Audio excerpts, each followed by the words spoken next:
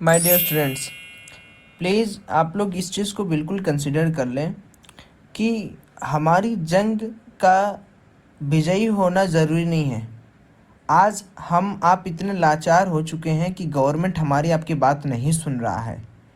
आशाएं रखने से आपका दिल टूटेगा। तो दोस्त, मैं शुरुआत से आज सुबह की वीडियोस लेके अभी तक मैं 1% आपको बोल रहा हूँ पोस्टपोन का चांस, 99% अपने दिल में रखना कि पोस्टपोन नहीं होगा। लेकिन अगर आज का दिन हमारी कोई नहीं सुन रहा है, 2024 में आप किसी की मत सुनना। याद रखना कि आज गवर्नमेंट आपके सामने ऐसी सिचुएशंस दे रहा है। अगर आप अपने दिल से पूछो तो आप ये भी चाह रहे हो कि भैया अगर सबका एग्ज़ाम होगा तो मैं एग्ज़ाम देने जाऊंगा, क्योंकि फ्यूचर का सवाल है दोस्त। आप एक क्षण के लिए नहीं सोचो कि मुझे कोविड हो रहा है या नहीं हो रहा, मैं कम्युनिटी स्पिरिट का मेंबर बन रहा हूँ या नहीं बन रहा हूँ। बट 2 दिन आपके पास हैं, मैं बता रहा हूँ, 2 दिन तक मेहनत कर लेते हैं यार, 5-10 मिनट अपना निकाल लेते हैं, फिर देखते हैं जो होता है। एक चीज़ तो लाइफ ने आपको सिखा दी होगी कि आज पूरा देश एकजुट हो गया, लेकिन सरकार के खिलाफ एक चीज़ भी हम लोग नहीं कर पा रहे। एक चीज़ हमेशा आपको ये चीज़ अपने बैच में याद रखनी पड़ेगी कि यहाँ पावर की कीमत है। डेमोक्रेटिक कंट्री होने का आज कोई फ़ायदा नहीं इंडिया का, जहाँ पे यूथ की बात, 30 लाख यूथ की बात नहीं सुनी जा रही है।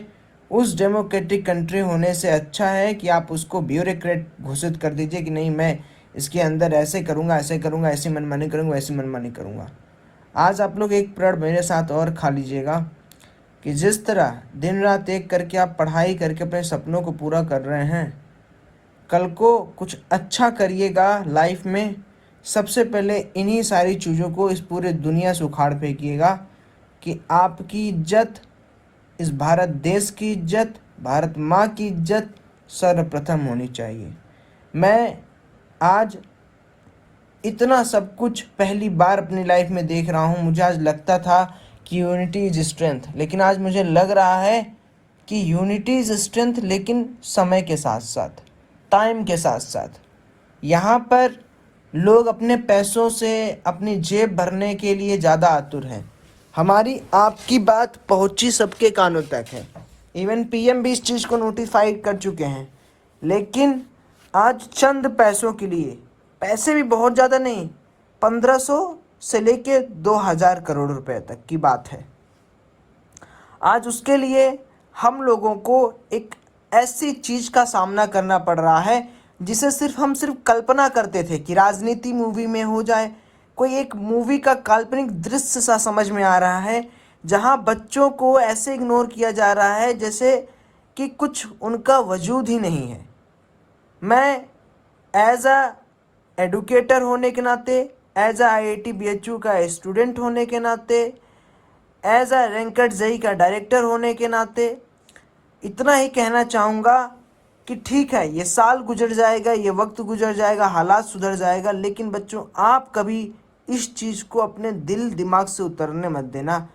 आज आपके साथ जो हुआ है वो आपके आने वाली पीढ़ी के साथ नहीं होना चाहिए। इसके लिए आप अपने हक के लिए लड़ोगे। 2024 में आने वाले इलेक्शन को आपको समझ के अपनी पूरी जिम्मेदारी के साथ देखनी है कि जिस सरकार ने हमारे बारे में नहीं सोचा, जिस सरकार ने हमारे स्वास्थ्य के बारे में नहीं सोचा, उस सरकार के बारे में आखिर हम क्यों सोचें। रही बात सरकार की, तो सरकार बहुत हैं, बहुत आएंगी जाएंगी, लेकिन हमारी ज़िंदगी सिर्फ एक है, हमारे माता पिता की ज़िंदगी सिर्फ एक है। हम हैं तो जग है, हम हैं तो आने वाली पीढ़ी है। आज आप अच्छे डॉक्टर्स बनोगे, अच्छे इंजीनियर्स बनोगे, कुछ IAS बनेंगे, कुछ IPS ऑफिसर्स बनेंगे, कुछ खुद के स्टार्टअप्स करेंगे, खुद खुद के बिजनेस करेंगे, लाइफ तो सबकी चलेगी, सब 2 रोटी कमा खा लेंगे। लेकिन आज आपकी और इस पूरे भारत देश की युवा पीढ़ी की हार है। एकेडमिक ईयर चलाना मात्र एक दिखावा है, SOP पालन कराना मात्र एक दिखावा है। जो बच्चे बाढ़ में फंसे हैं उनको सेंटर तक पहुंचाने की कोई बंदोबस्त नहीं है। आपको आज ये चीज़ समझना होगा कि अगर ये युद्ध हम हारें तो एक इंडिविजुअल की हार नहीं है, ये पूरे युवा पीढ़ी की हार है, ये हमारी हार है, ये आपकी हार है। एक ऐतिहासिक हार है ये, जहां पर लगातार 15 से 20 दिनों में ट्विटर ट्रेंड कर दिया, हर एक एक मिनिस्टर सपोर्ट कर दिए, हर एक एक ट्विटर अकाउंट में बच्चे पूरा फ्लड की तरह भर दिए, जेई नीट पोस्टपोन कराओ कराओ कराओ। लेकिन आज और हमारी और आपकी पावर सिर्फ और सिर्फ आवाज़ उठाने तक की रह गई।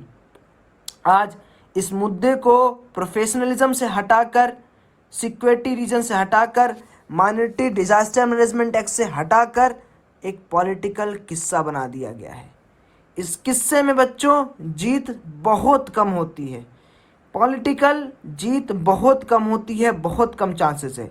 इसीलिए मैं आपसे हाथ जोड़कर अपील करता हूँ कि कृपया करके किसी भी ऐसे सुविचार या किसी भी ऐसे आशा या उम्मीद में बिल्कुल ना रहें कि भैया जेईई एंड नीट पोस्टपोन पक्का होगा।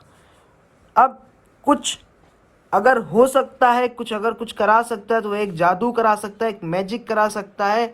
अगर भगवान के सच में पास इतना पावर है और आपके लिए भगवान कुछ अच्छा सोच रहे हैं तो ही कुछ हो सकता है, क्योंकि ये मुद्दा राजनीतिक हो चुका है और राजनीति में आने वाले हर शख्स, हर मुद्दा समय के साथ साथ काले होते हैं, कभी उनका रंग सफ़ेद नहीं होता, न कभी वो अच्छे तरीके से सॉल्व होते हैं। सो मैं आपसे फिर से हाथ जोड़ के गुजारिश करूँगा कि इस समय फ्यूचर में आपको आगे बढ़ना ही है, आपकी सच्चाई है कि आपको आगे जाना है। तो आप अपने हेल्थ को देखें, आप अपने मैनेजमेंट को देखें, आप अपने रूटीन को देखें, आप अपनी पढ़ाई को देखें, आप अपने दिमाग को कंसंट्रेट करें, आप अपने इम्यून सिस्टम को बढ़ाएं। आप हमेशा प्रे करें भगवान से कि आपके साथ कभी भी स्वास्थ्य रिलेटेड कोई इशू ना हो। और मैं चाहता हूं कि किसी भी हाल या उपरांत में अगर जेईई और नीट की परीक्षाएं अपने तय समय पर होती हैं तो आप उसमें बहुत ही अच्छा अंक पाएं। आपकी दिलाई जीत तब होगी जब आप नहीं भी निकाल पाएंगे जेईई और नीट, तो इन बड़े बड़े कोचिंगों, बड़े बड़े प्राइवेट कॉलेजों में फीस जमा करने से स्वेच्छा खुद का कुछ करेंगे, खुद की चीज़ें करेंगे। आज दुनिया भर में लोग यूट्यूब संसाधन से, इंस्टाग्राम से अलग अलग तमाम तरह की चीज़ें करके, फ्रीलांसिंग करके, ग्राफिक डिज़ाइनिंग सीख कर कॉलेज के डिग्री के बिना भी एक अच्छी लाइफ जी रहे हैं।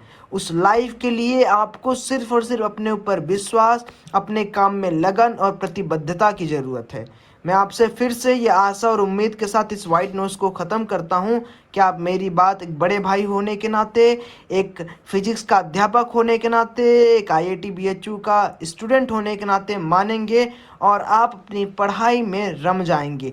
जो होगा वो रिजल्ट आपके सामने आएगा। इस मैसेज को हर जगह फॉरवर्ड करिए, हर एक एक बच्चों तक मेरी ये बात पहुंच जाए कि झूठी आशा रखने से बढ़िया है कि सच्चाई जानते रहो। माय डियर फ्रेंड, सच्चाई ये है कि राजनीतिक मुद्दा कभी भी इतनी जल्दी नहीं होता है। राजनीति में आप पिसते जाओगे, आपका समय खराब होता जाएगा, खराब होता जाएगा, आपके सर पर एक दिन एग्ज़ाम आ जाएगा।